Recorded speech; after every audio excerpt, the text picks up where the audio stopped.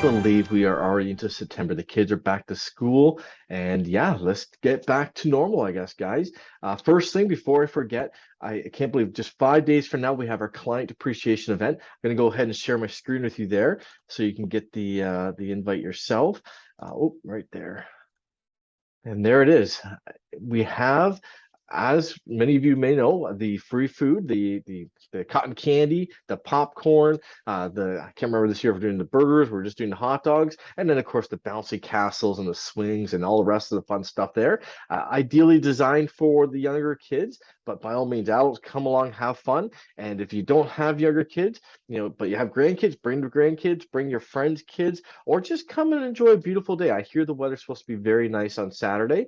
So let me know. I am kind of finalizing numbers. We need to make sure we have enough food for everybody. So if you can just shoot me an email or a text or something along those lines, let me know if you're able to come, how many people will be in your party, and I'll make sure you're on the registry. And of course, I'll email you the location at that time.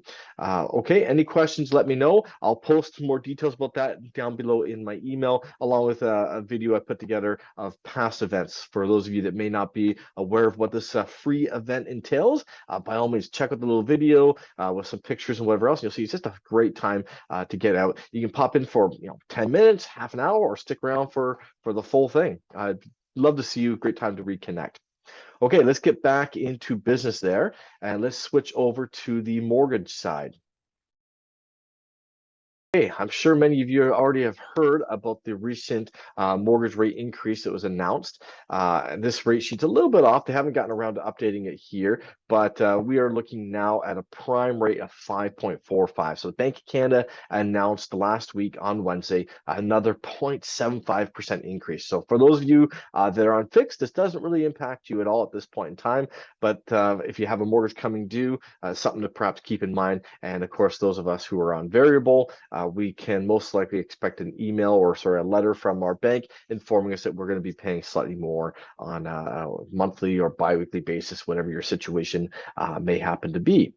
Okay. However, one thing I find very interesting, as much as we're hearing about rising interest rates, one thing that has happened recently is that the mortgage rates on the fixed side have actually dropped. So if you look here at my rate sheet, if you can kind of see what you're looking at here, we're looking at high ratio, or if you have more than 35% equity in the property, at 4.59 on a 5-year rate, which is great. Actually, if you do the math here at 5.45, again, ignore this 4.7 here, they haven't updated it, then we're looking at 0.9 off of 5.45, which puts me at, just doing some quick math here, 4.55. So we're actually pretty much identical with the variable versus a fixed. So for those of you that would like a little bit of security, knowing what's going to be coming in the future, there's really no discount, as is typically the case, to go variable. So you might as well go fixed.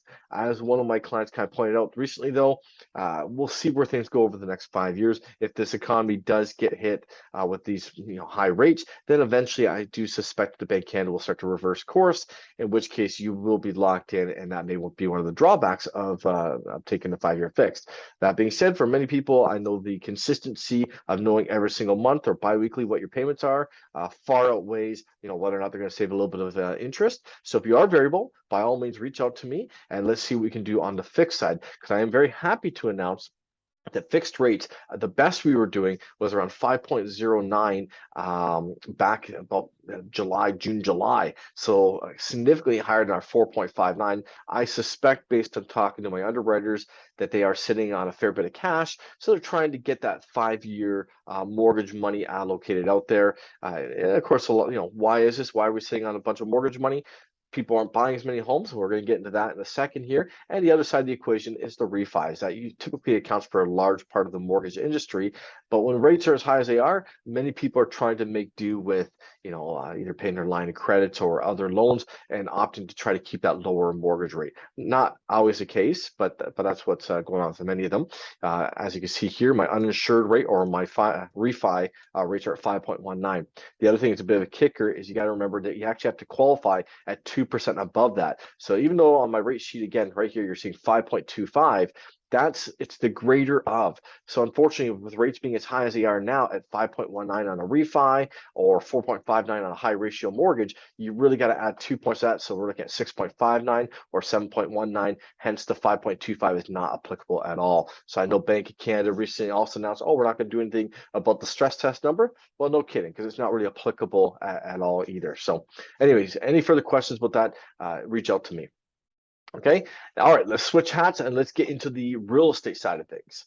So the Waterloo region just, I'm not sure if many of you heard, but Cambridge and Kitchener-Waterloo finally consolidated and created one board. So we're now going to be referring to it as Waterloo Region Association of Realtors. So that's great. I love it, as I do a lot of business, as many of you know, right across the whole region. And so my feeling is we just need to go ahead and consolidate it. I do realize it's still 3 cities, but we do share a lot of common services such as the educational system, waste management, and of course the 911 service. And I'm sure many others I haven't even talked about here. So now us realtors are all consolidated. We're all working underneath one house or umbrella in the region. So I'm quite excited about that. So here's their first big announcement, reflecting on the month of August. So even though we have here September 7th, it's really reflecting on the data attained for the month of August, and is making reference to the fact that the high borrowing cost is continuing to tame the home sales in August.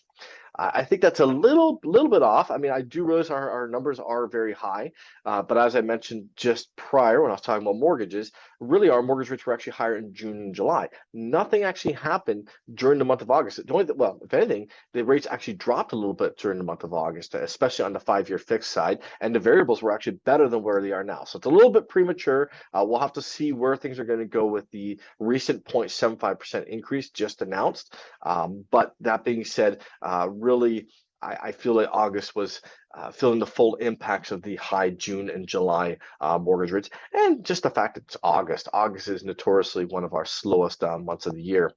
So I'm gonna post a lot of this into my newsletter. So if you're not watching this, you're perhaps watching on YouTube or one of the social medias, and you don't see this stuff, just send me a text, email, social media message. I'll send you this link, and then you can read into this data in the more depth. I'm just going to go ahead and kind of summarize the information here. The big one that we're noticing is that finally we are actually showing a bit of a drop from previous years' average sale price of homes. So I'm not sure if you can see on my screen here, but our single family homes, we were in 2021 at 877, 579, and now for the month of August we're down to 851, 654. Prior months, for those of you who have been watching, we've actually been showing much closer numbers, not really showing a bit of a drop. One of the problems with the way we track real estate typically is we base it month over month. So we'll compare the month of July 2022 to the month of July 2021, and hence the numbers will show more or less on par.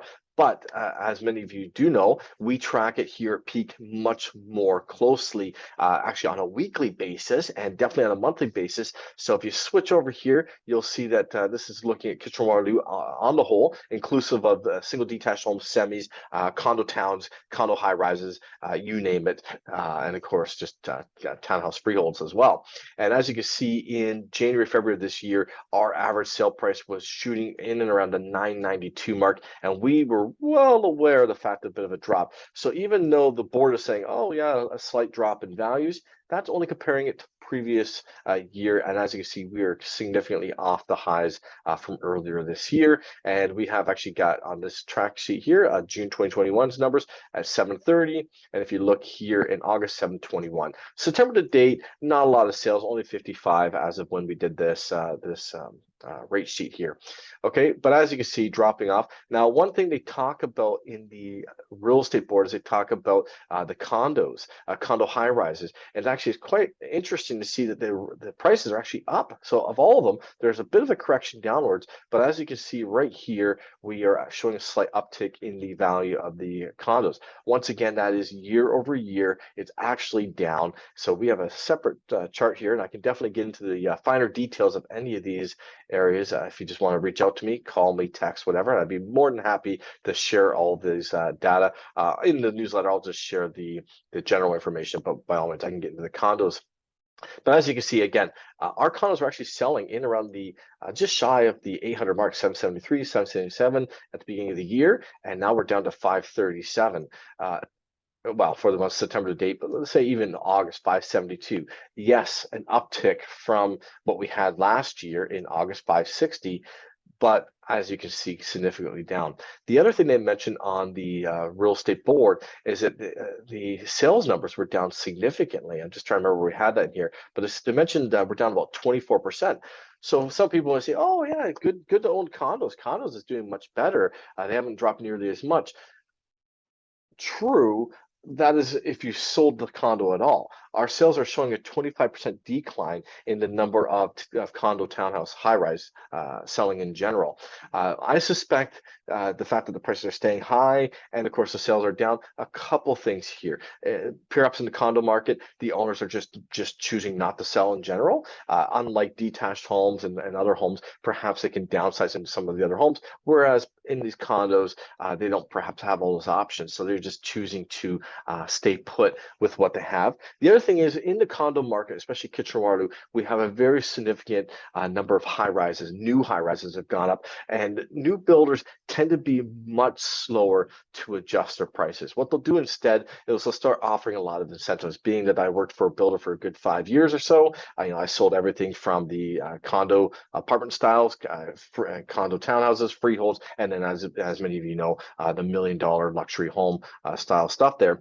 One thing I did learn over those years is that we are very, very reluctant to adjust our prices because, of course, one of the problems will be is that whoever I sold to last month or the last 2 or 3 months is going to instantaneously see those drop in prices and are not going to be very happy about that. So what we will see, and I'm actually getting a lot of emails from the builders, is extra little promos. Things like the stainless steel packages are back now. Oh, $10,000, $20,000 in upgrades, or perhaps even the standards are a little higher there as well.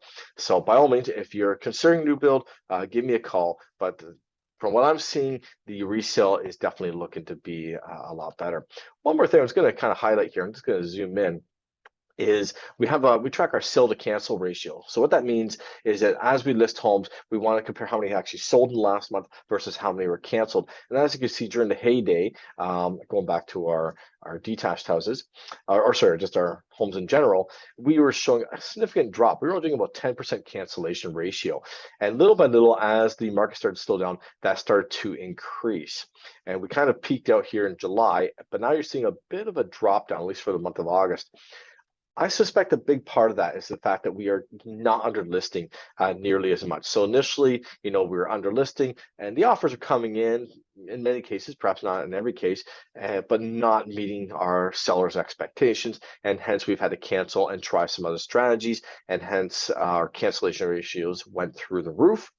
And you'll notice actually in line with that our list of sale ratios have also dropped off. So we were looking at 22% above sale price. That's kind of our average. And look at one point here, we're almost 30% above average. And now we're down to, well, right now, 1% above average.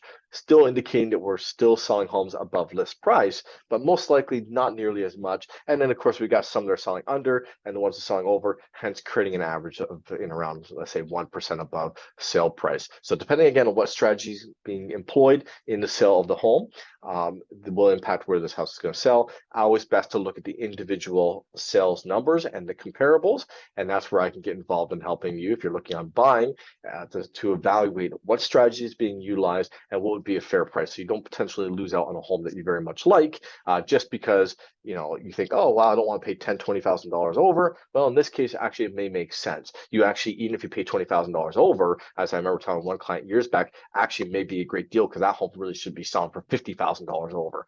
That being said, I've had people say, oh, my friend got $20,000 off. Well, that's great. That sounds awesome. But based on the comps I'm looking at here, you know what? You actually probably still overpaid by 30,000. You should have got 50,000 under. So be very mindful of the stats. The stats only convey so much information. Best to get into the deeper details. And that's where I come along and I can advise you so you can rest easy and assured knowing that you made a wise purchase.